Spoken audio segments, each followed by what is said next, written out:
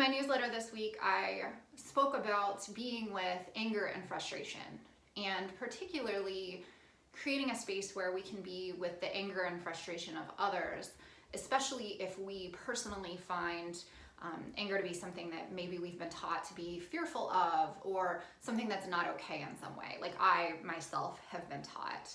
So we're gonna start by just breathing, and we're gonna put one hand over our chest or our heart and the other hand over our belly as we do this. So just go ahead right now and notice how you breathe naturally.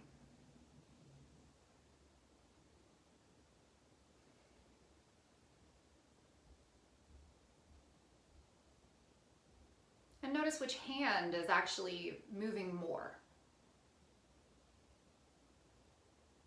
And that will indicate to you if your natural breath happens to fall at your chest or at your belly. And so for most of us in our culture, we actually breathe more into our chest, and there are a lot of reasons for that. One is that we're told that we should suck in our belly, which makes it very hard to have that feeling of our belly expanding for some of us. And so we've used that as a coping mechanism. But the healthiest, most full way to breathe is actually through our diaphragm, or into our diaphragm, which is in this sort of area where you would have your lower hand placed. And so I'm gonna have you breathe again, and this time I'm going to have you focus on trying to move your belly instead of your chest. So let's go ahead and do that now for about 5 breaths.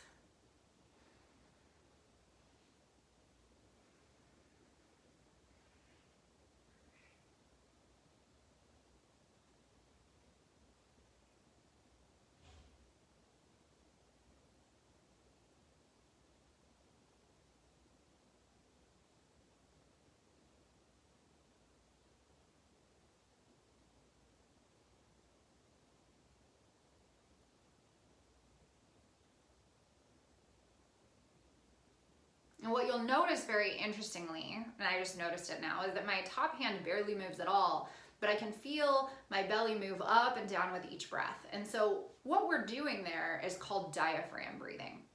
And it's incredibly helpful for regulating our emotions, and it's actually even a healthier way to breathe.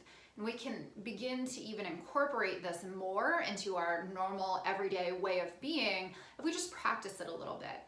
And then that tool will become available to us when we find that we're in a situation where we're activated in some way. Maybe we're feeling some sense of fear or anger ourselves, or any of those kind of emotions that can dysregulate us or move us into fight or flight.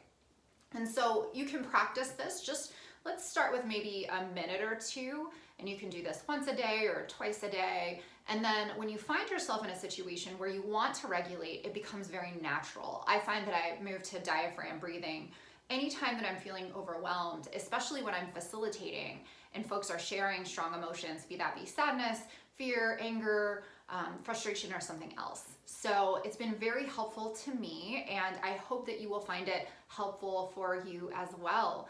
So have a wonderful week, and thanks for watching this short video.